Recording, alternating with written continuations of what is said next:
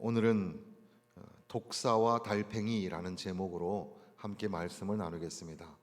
사실은 시편의 사람이라는 어떤 책을 보다가 시편 58편에 와서 하나님은 매듭을 풀어주시는 분이시다 이런 말씀을 읽게 되었고, 그래서 성도들과 매듭을 풀어주시는 하나님이라는 제목으로 함께 말씀을 나누려고 했는데, 여기에 이제 사실 독사와 이 달팽이라는 단어들이 나오거든요.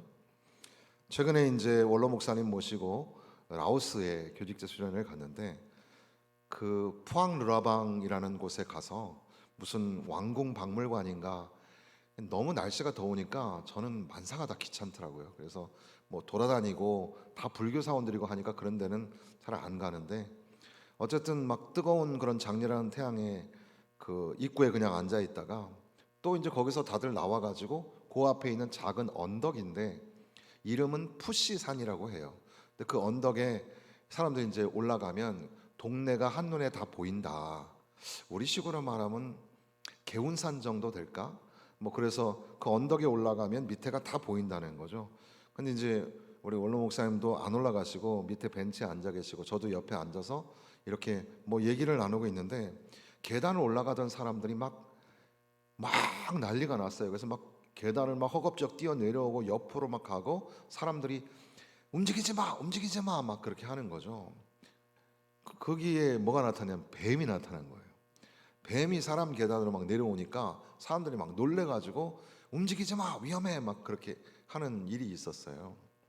그리고 또 이제 그 다음 날인가는, 마지막 날인가, 방비행이라는 곳인데 거기는 그냥 숙소에 있는 곳이 그냥 다 뭐 자연이 많은 어우러진 곳이기도 하고 개발이 좀 덜 된 나라인데, 거기에 이제 저희 집사람이 걸어가다가 으악 소리를 지르는 거죠. 그래서 보니까 요만한 그 돌 위에 달팽이가, 주먹만한 달팽이가 하나가 딱 붙어 있는 거예요.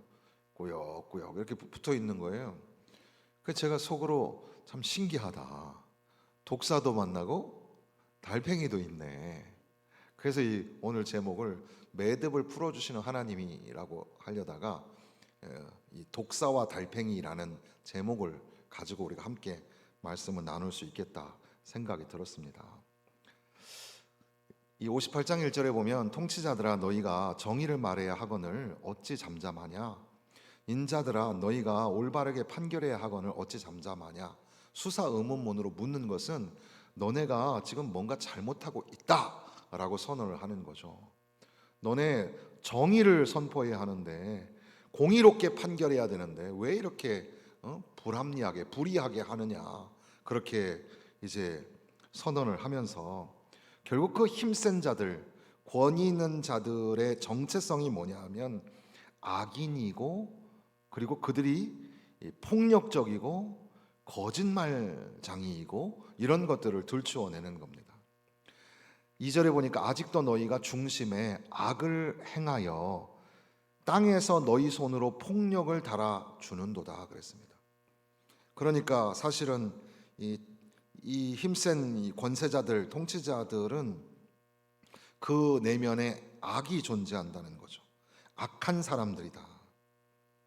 그 마음속에 이미 병이 들어있고 악을 꾸미고 있고 음모를 꾸미고 있는 사람들, 그리고 그들은 손으로 폭력을 달아주는도다 그랬어요. 여기 달아주다라는 말은 저울이라는 단어예요. 그러니까 우리가 그 재판하면은 딱 그 저울이라는 상징이 은유가 있잖아요. 저울 그러면 어떻게 해야 되죠? 공평하게 무게를 달아주어야 되잖아요. 그런데 지금 여기서는 정의를 달아내는 게 아니라 폭력을 달아내는 겁니다. 그러고 보면 오늘날에 어떻게 보면은 좀 이렇게 포괄적인 폭력이 법 안에 있는 것처럼 보여요. 그래서 우리도 한숨 짓죠. 아유, 우리도 법을 좀 알았으면 좋겠다. 우리도 그냥 자식 중에 변호사, 검사, 판사 있었으면 좋겠다, 이런 생각 들죠. 법 아는 사람이 더 법을 어기고 법을 가지고 나쁜 짓을 하고, 그런 걸 보면 이 말이 나름대로 우리가 이해가 되기도 하죠. 저울에 추라는 게 원래 공평을 상징하는 건데 지금 여기서는 폭력을 상징하죠. 그래서 영어 문법에 보면 옥시노모란인가 뭐 이래가지고 모순어법이라고 해요. 그래서 이게 오히려 저울이라는 것이 공평을 의미해야 되는데 폭력을 상징하는 상태, 악한 악인들의 모습이 그렇다는 거죠. 학자들은 여기에 나오는 이 저울이라는 팔라스라는 단어가 그런 의미를 넘어서서 파다, 열다, 뚫다라는 뜻도 있으니까 땅에서 손으로 폭력을 행사할 길을 준비하고 어찌되었던 폭력을 행사할 기회를 살피고 또 나아가서는 폭력을 일삼고 있다, 이렇게 해석을 하기도 합니다. 그러니까 이 사람들은 마음속에서만 그런 게 아니라 실제의 삶의 영역에서 이 권세를 가지고 폭력을 행사하는 그런 사람들이었습니다. 그리고 이 사람들의 또 하나의 특징은 악인은 모태에서부터 멀어졌으며 나면서부터 곁길로 나아가 거짓을 말하는도다 그랬어요. 크게 이 모태와 출생이라는 단어, 레헴, 베텐이라는 단어인데 이 태어나자부터 곁길로 가더라. 그러니까 본성이 곁길로 가는 본성을 가지고 있어요. 그러니까 우리가 이 정해진 길이 있으면 그 길로 이렇게 반듯하게 가다가 때로는 넘어지기도 하고 또 다시 일어나고 또 그 안에서 부딪히고 이렇게 살아야 되는데 그게 아니라 이 길로 가지 않고 딴 길로 가요. 처음부터 이 사람은 곁길로 가고 옆길로 가는 겁니다. 그것이 이제 여기서는 특별히 거짓을 말하는 거짓말쟁이라는 말을 표현하고 있는 거죠. 곁길로 나가다, 빗나가다, 옆으로 나가다라는 말은 하나님의 율법으로부터 떨어져 나가서 방황하고 비틀거리고 잘못된 길로 가는. 본회퍼라는 분은 이 본문을 이런 식으로 설명했어요. 여기에서는 어디에나 일어나는 특정한 범죄 문제를 다루지 않는다. 오히려 불경건의 비밀 자체를 드러내는데 악인들은 아직 어머니 뱃속에 있을 때부터 이미 변질되고 빗나갔다, 이렇게 표현하는 거죠. 이게 성선설이냐 성악설이냐 이런 걸 의미하는 게 아니라 악한 자의 정체성이 뭐냐. 악인은 이게 잠깐 악이 나타나는 게 아니라 아주 본성적으로 본질적으로 악이 처음부터 막 있는데 그 안에 폭력이 있고 그 안에 온통 거짓말이 있더라는 겁니다. 결국 악인들의 모습이 어떠한가? 여기 보면 독사의 모습 같습니다. 4절에 보면 그들의 독은 뱀의 독 같고 그들은 귀를 막은 귀머거리 독사 같으니 술사에 홀리는 소리도 듣지 않고 능숙한 술객의 요술도 따르지 아니하는 독사로다. 그러니까는 독사가 술객의 그 조종에 맞추어서 움직여야 되는데 이 귀머거리 뱀은 그게 안 돼요. 그러니까 사뭇 굉장히 위험한 존재의 독사입니다. 그리고 이 독사의 입에는 독이 있는 거죠. 그들은 거짓말쟁이이면서 동시에 살인자들이에요. 거짓된 고발을 하고 저주하고 중상모략하고 비방하고 헐뜯는 말을 해서 결국 사람을 죽이려고 하죠. 독사에게 물리면 얼굴이 파래지고 점점 숨을 쉴 수 없게 되는 것처럼 중상모략을 당하면 우리는 숨을 쉴 수 없게 되고 죽을 것만 같죠. 이 귀머거리 독사, 이 독사는 귀가 먹었어요. 들리지가 않아요. 전도서 10장이나 예레미야 3장, 8장에 보면 이 방수를 요술을 베풀기 전에 뱀에게 물렸으면 술객은 무용하니라, 이렇게 말하는데, 그러니까는 요술사 또는 술객이 뱀을 조종할 줄 모르면서 뱀을 가지고 다니면 안 된다는 거죠. 아무튼 그러다 보니까 귀머거리가 말을 듣지 않는 뱀이다 보니까 이 독한 독사를 제어할 방법이 없는 거예요. 이런 악인은 아무도 통제가 안 돼요. 악한 사람이 이제 막 힘들게 하고 그러면 옆에서 내가 도와줄게, 내가 막아줄게, 이런 정도가 아니라 아무도 못 막아요. 그 사람은 도무지 안 돼요. 회복도 안 되고 고쳐지지도 않아요. 악인은 본성이 그래요. 귀머거리 독사 같아요. 아무리 악한 지도자한테 애원을 하고 호소를 하고 통하지가 않아요. 부패하였기 때문에 설득이 되질 않는 거죠.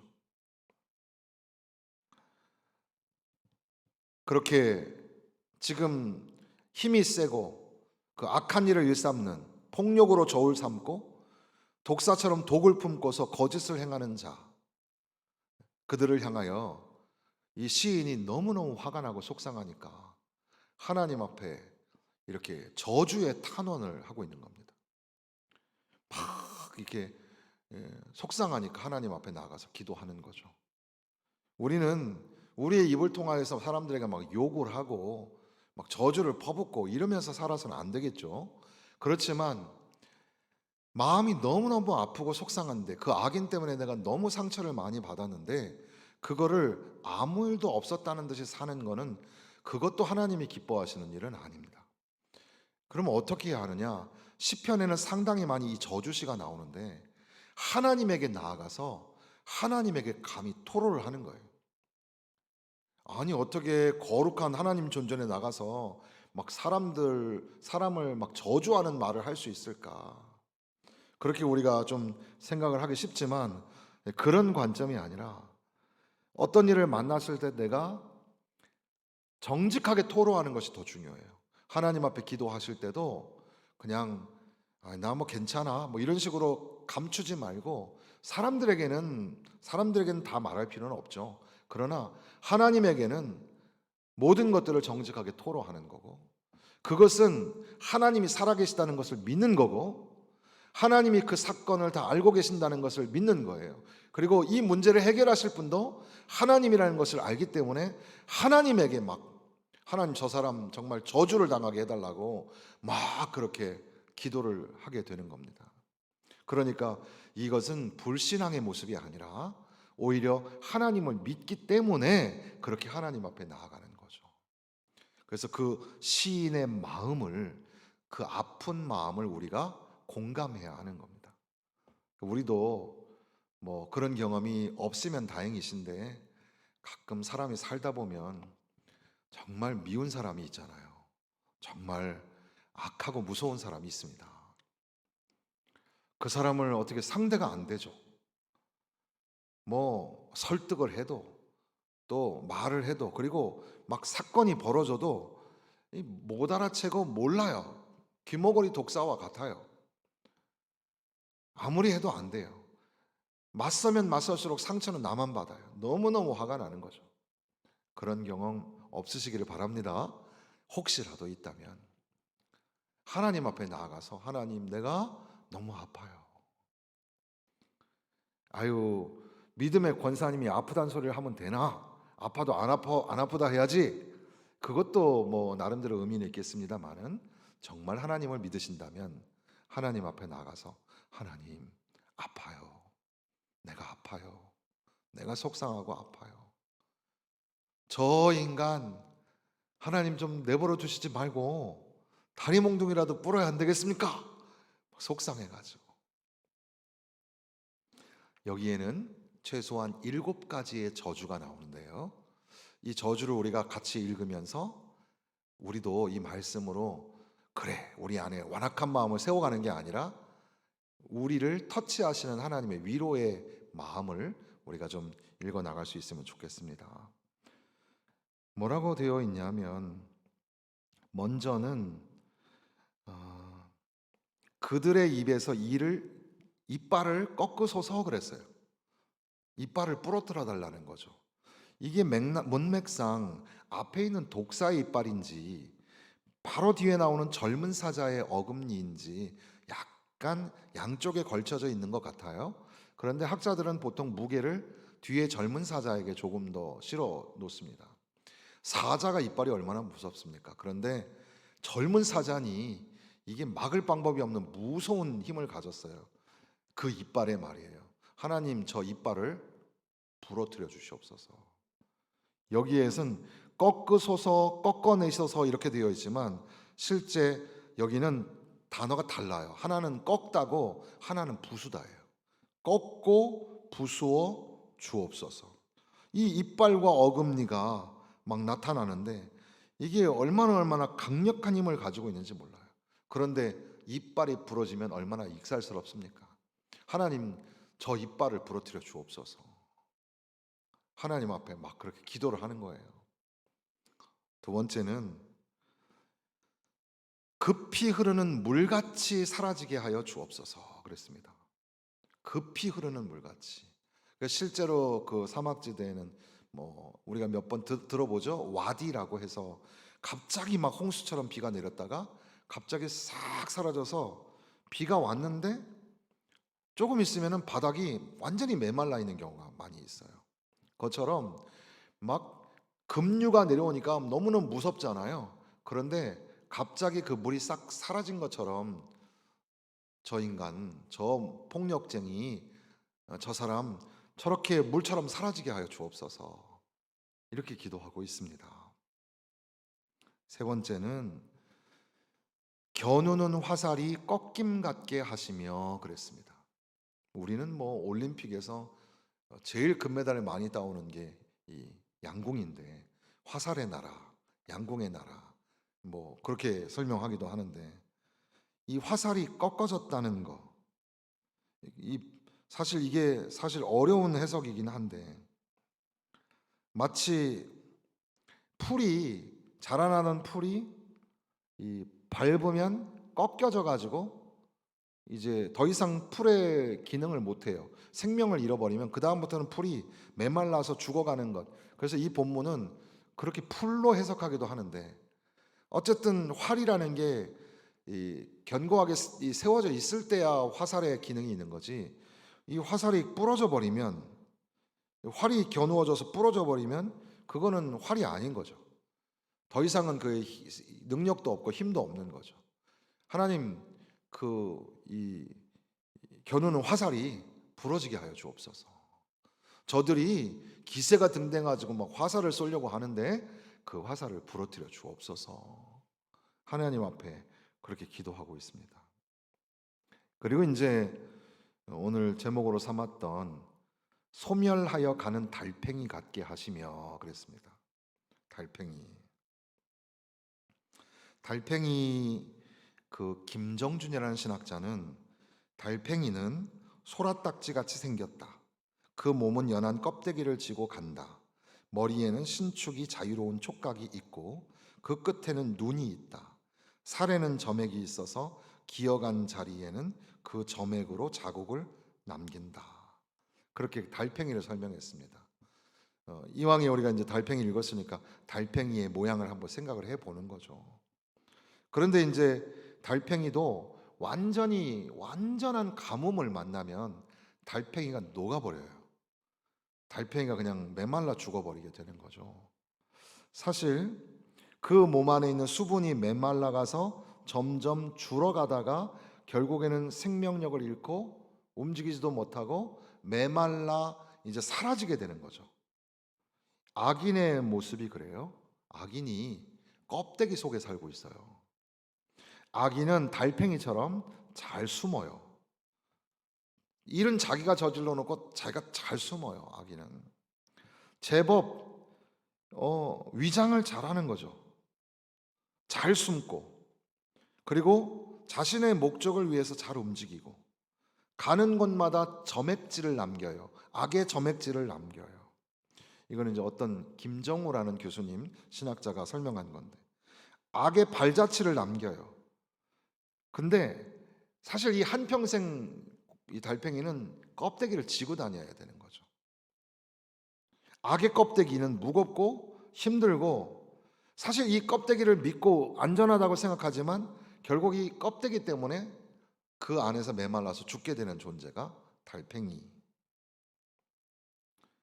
하나님, 달팽이가 메말라 죽는 것처럼 저들이 죽게 하여 주옵소서. 독사가 그 악인의 정체성이라면 달팽이는 그들이 비참한 최후를 당하게 해달라고 그 저주의 탄원을 하나님 앞에 드리고 있는 그런 내용이 되겠습니다. 다섯 번째는 유산된 아이가 해를 보지 못하고 죽는 것처럼 출생한 아이가 햇빛을 보지 못함 같이 하여 주옵소서. 그리고 넘어가서 이 가시나무 이야기를 하는데 가마를 뜨겁게 하기 전에 생나무든지 불붙은 나무든지 간에 강한 바람으로 휩쓸려 가게 하소서. 요즘에는 뭐 다 버너로 그렇게 이제 캠핑장에 가서 하지만 옛날에는 그 막 나무 가지고 이렇게 해가지고 했었는데, 만약에 그렇게 해서 이제 뭔가를 만들려고 하다가 갑자기 센 바람이 불어가지고 이 나무까지 불 붙은 거 안 붙은 거 다 쓸어버리면 어떻게 되죠? 그냥 엉망이 되는 거죠. 아무것도 할 수 없게 되는 거죠. 하나님, 저들이 도모하는 일들이 다 그냥 엉망이 되게 하여 주옵소서. 이렇게 기도하는 거죠. 이게 가시나무 불이 무엇이며 회오리 바람이 무엇인지는 우리가 정확하게 알 수 없지만, 아마도 좀 간단하게 우리가 직관적으로 생각해 보면 악인들이 계획을 세우는데 그 계획하는 일과 도모하는 일들이 순식간에 다 그냥 엉망이 되게 해달라고 그렇게 기도하는 것처럼 보입니다. 그리고 마지막에 지금 이 지금 출생한 아이 다음에 이 마지막에 나온 게 이 가시나무의 바람 이야기, 이걸로 저주의 이야기를 쭉 얘기했습니다. 어떻습니까? 이 저주시가 있는데 지금 여기도 7가지를 이런 식으로 얘기를 해드렸는데, 우리도 하나님 앞에 기도할 때 때로는 성경 말씀대로 교리대로 하나님, 원수도 사랑하라 하셨고 원수도 용서하라 하셨으니까 그래야 되겠죠. 다 제가 못나서 그래요. 이게 신학적으로 교리적으로 맞는데, 그러나 사람이 그런가요? 너무 화가 나잖아요. 너무 속상하잖아요. 너무 억울하잖아요. 하나님 앞에 솔직한 감정으로, 시라는 것은 지나치게 시를 교리신학으로 가져와서 여기에서 말하는 것은 구속사적으로 무엇이고 여기서는 예수님이 어떻게 드러나고 이렇게 하기 전에 그저 시라는 것은 감성적으로 우리가 이해할 필요가 있을 텐데, 시인이 얼마나 속상하고 화가 났으면 이렇게 하나님 앞에 기도할까?